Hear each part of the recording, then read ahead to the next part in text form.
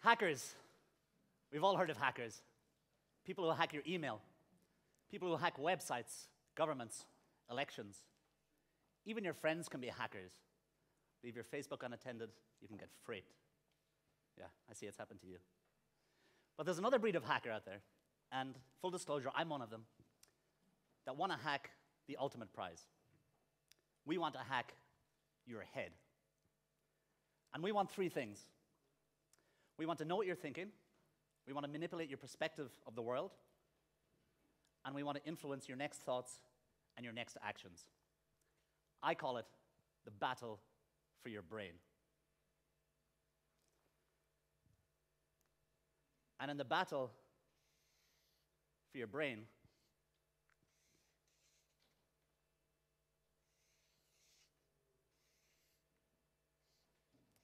truth is a matter of perspective. So who am I? I'm Alex Blackwood, magician, mind reader, mentalist, as well as performing at private parties, clubs, and theaters. I'm a corporate consultant and speaker. And when I was asked to speak here, I was told my perspective would be valued because I use magic to manipulate the truth. Well, that's not strictly true. In fact, using magic to manipulating the truth is crude and lacks finesse. I prefer to leave the truth alone. Instead, I prefer to manipulate your perspective of the truth. And what I really like to do is to give different people in the same room different perspectives of the same truth at the same time, because that allows me to create much more elegant, much more complex, and much more believable stories. Because in the battle for your brain, truth is a matter of perspective. Now let's try something. The girl in the white t-shirt, can you raise your right hand in the air, please? Excellent. Okay, now I appreciate what I've said so far has been quite abstract, and maybe it's time for a more practical example. But to illustrate my point, could you raise your right hand in the air, please? And so to illustrate my point, I will need a volunteer. Oh, you've got your hand in the air. Please give a volunteer a big round of applause. She comes on stage.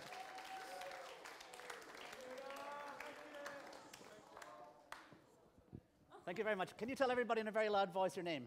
Valera. One more time? Valera. Valera. This is Valera. Okay. Valera, what I would like you to do right now is to think of somebody that you know that's not here now. Somebody random, somebody that you haven't thought about in weeks. Have you got somebody in mind? Don't say anything out loud, but just let me know if you've got somebody in mind. Yep? Okay, now I'd like you to change your mind. Think of somebody else. Have you got somebody else in mind? Excellent. And now change your mind once more. And change your mind a few times. But in 5 seconds from now, I want you to keep changing, but in 5 seconds from now, I want you to settle on your final choice. Okay? And when you've done that, just raise your right hand in the air so everybody knows that you've done that. The other right hand. You've got your final choice in your mind. Is that correct? Yeah. Excellent. You're doing a great job, by the way. Isn't she doing great? She's doing good. Okay, relax. Okay, what I'd like you to do is please just picture the first name of this person. And imagine all the letters just right in front of you, stretched across here. Can you imagine that? Yeah. Okay, great. And what I'd like you to do is reach out and pick a letter in the middle of the name. Have you got a letter in mind? I get the feeling that you thought of one letter and then changed your mind to another letter, maybe changed back. No, you got one in mind? Okay. Okay. I'm seeing, is there a H in the middle of the letter? There is. Okay. Okay. Is this a close friend of yours? It is. Okay. What I'd like you to do is just to imagine in your mind. Don't say anything out loud, but in your mind, I'd like you to imagine that you're introducing me to this person. Don't say anything out loud, but in your mind, I'd like you to say, Alex, that's my name. Alex, I'd like you to meet my friend. I believe it's female friend, is that correct? I'd like you to meet my friend, she's a girl, her name is, and don't say anything out loud, but in your mind, I want you just to shout her name at me. Shout it in your mind. Are you doing that right now? Okay, shout it a little louder in your mind. Alex, I want you to meet my friend, her name is Michelle? Yeah. Is that right? Nice. But you know what's a little strange? Is that I got that name in my mind, but I also got another name in my mind. Do you have another name in your mind that you were thinking of earlier? No. Maybe you thought of somebody else earlier? Don't say anything. I get the feeling that you thought of somebody and that you didn't feel very comfortable with that person. Okay. Is that right? Yeah. Yeah, there was somebody, and I think you wouldn't feel happy if I mentioned that person's name out loud here, would you? Okay, I got that feeling. Well, let me try this. Can you hold that for a moment? I'm not going to say anything out loud because I wouldn't like to.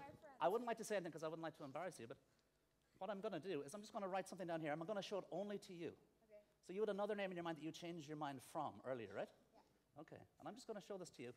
You don't need to tell anybody what the name is, but can you just tell us, is that the name that you had in mind? It is. That you changed your mind from. Doesn't matter. That's something between me and her. Guys, please, a huge round of applause.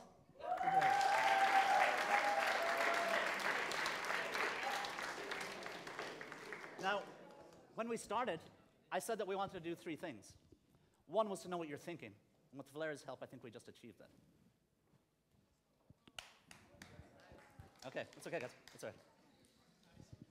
Can you imagine meeting somebody that you just met and telling them incredibly personal things about themselves? Things that you couldn't possibly know? Well, I do that every day. And how do I do it? Well, the exact details are beyond the scope of this talk. But I will say this. I manipulate your perspective of the truth. And I do it using very, very old tools. Analog tools. Words, my voice, and psychology. The good news is that my intentions are honorable. To quote James Randi, I'm an honest liar. I greet you as an entertainer, I say I will do the impossible, and I do it. But there are other people out there whose intentions are less honorable. Of course, they're the fake psychics and charlatans, pyramid schemes, but there are also people who are more the fabric of our society. People with businesses, people with media institutions, people who lead armies and lead nations, who have teams, entire teams of people working for them to hack your head and battle for your brain. These people who want to plant seeds in your head, who want to make you buy a product, vote a certain way, go to war, distract you here while their real agenda is down here. These people are everywhere. In fact, it's not that difficult to manipulate the truth because the truth is relative. The exact same words can mean totally different things to different people. And that reminds me of one of my heroes, Albert Einstein. He changed our view not of even the truth, but of the entire universe. And one of my favorite stories about Einstein, he was once asked to explain relativity. And instead of taking his chalk out and writing complex equations, he told a story. He said, imagine this. He said, you place your hand on a hot stove for a minute. It seems like an hour. You talk to a pretty girl for an hour. It seems like a minute. He said, that's relativity. Such a beautiful explanation. You see, in Einstein's example, he took one constant, one truth, time, and manipulated two people's perspective, one through pain, one through pleasure, and ended up with two totally different experiences. So I'd like to try and recreate that now, not with time, but with physical touch.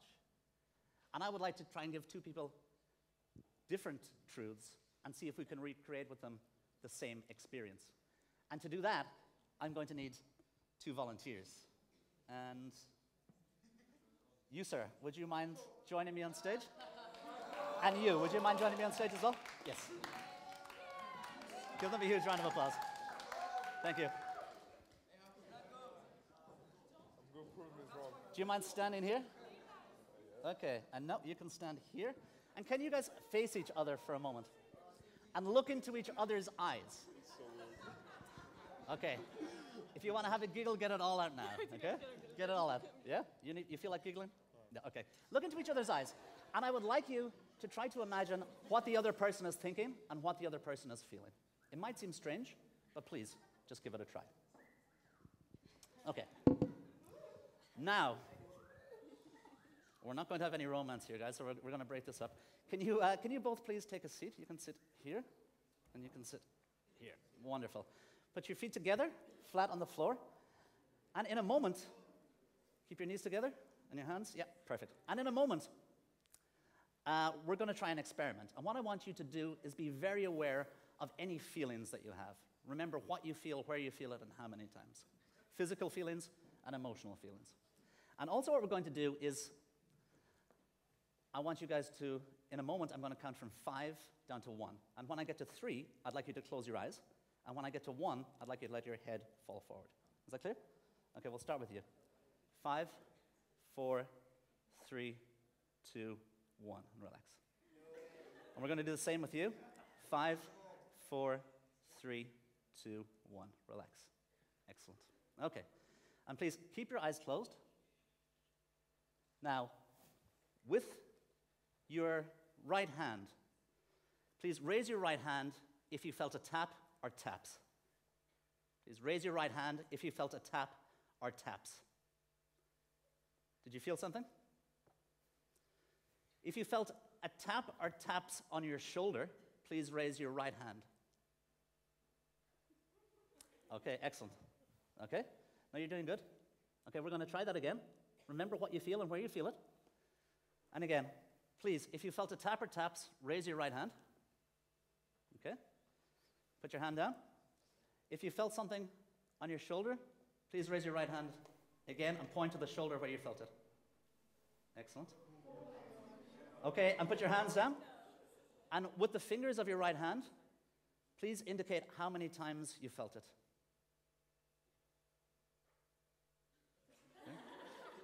Okay, this guy didn't, he's fallen asleep, I think. Okay, you're doing a great job. Guys, we're going to try that again. Please remember what it is that you feel. Okay? Again, please raise your right hand if you just felt something. Excellent. And again, please, with your right hand, point to the foot where you felt it. Yeah. Okay. And with your right hand, please indicate with your fingers how many times you felt it. We have a little confusion here. Awesome. Okay, we're going to count from 1 to 5. And when I get to 3, I'd like you to raise your head. And when I get to 5, I'd like to open your eyes. 1, 2, 3, 4, 5.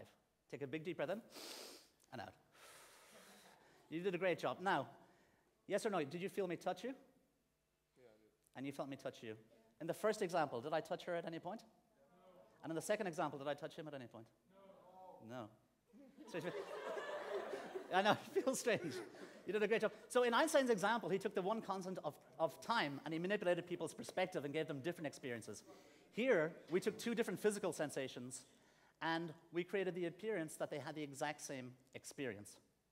And when I came up here, I said I was going to do 3 things.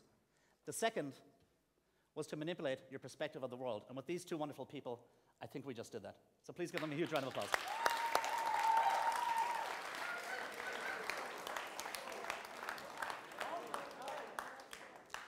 Now, we talk about a post-truth world. Alternative facts seem to be replacing facts.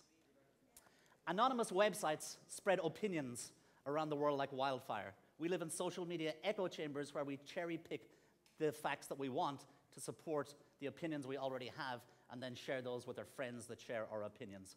It can seem like alternative facts and post-truth is a very, very modern concept.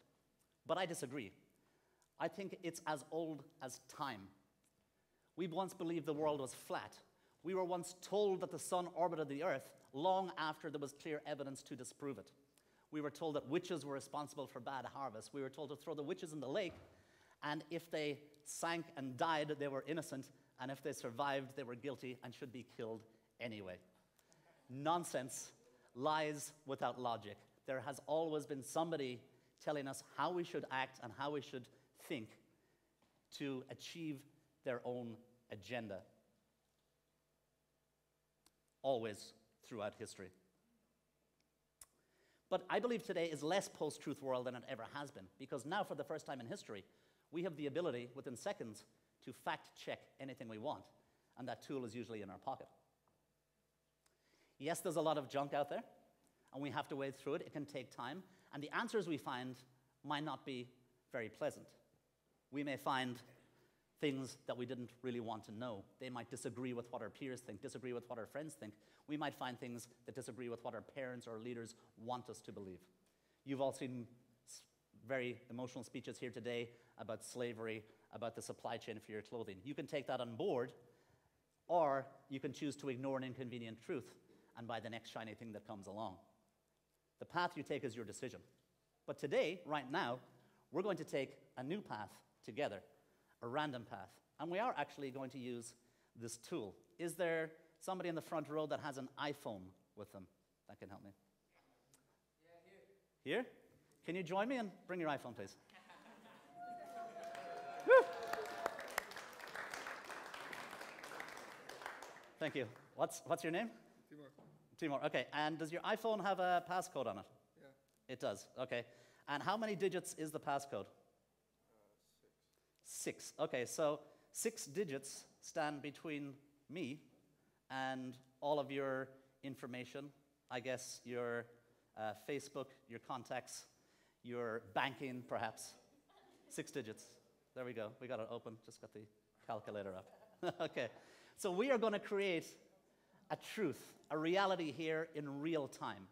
And here's what I'd like you to do. Can you type in a number between 1 and 10? Okay. Press multiply. Okay. And we're all going to do this together. Can you give us a number between 1 and 10? 7. Can you type 7? Multiply. Can you give us a number between 1 and 10? 3. Multiply. Can you type in a 2-digit number? Multiply. I've got a number. Can you press equals? Excellent. So what have we got? A number. A 5-digit number. Can you call it out for everybody? Let me get you a microphone. Can you say it out loud? 47017. 47017. A number, unambiguous. It's a truth and a reality in itself. Here's your phone. 47017. It's very similar to other numbers, but is totally unique in an infinite universe. Can you hold that for a moment, please? We'll come back to that. Thank you. You see, hackers are out there. Hackers are out there hacking your head and battling for your brain. Some, like me, do it for entertainment. Most desire power at any cost. So, maintain your defenses. Educate yourself. Update your mental firewall. Remove old and outdated thoughts, just as you would remove and delete data from your computer. Question your leader's intentions. Question your own intentions. Question your own actions and feelings and decisions, and make sure those are really your own free will and are not emotions created by a speech or a Facebook meme or even influenced by a charming magician on a stage. Make sure somebody has not planted a thought in your head, planned 10 steps ahead, and then got you to reach a conclusion that feels like free will, but was actually always inevitable. Now, I said when I came up here that we would do 3 things. The last was to influence your next thoughts and actions. And over the last few minutes, we took some very random thoughts and actions from you in numbers, and we turned them into a bigger number, a very specific number, this number. Similar to other numbers, but totally unique in an infinite universe. I want to leave you with a thought.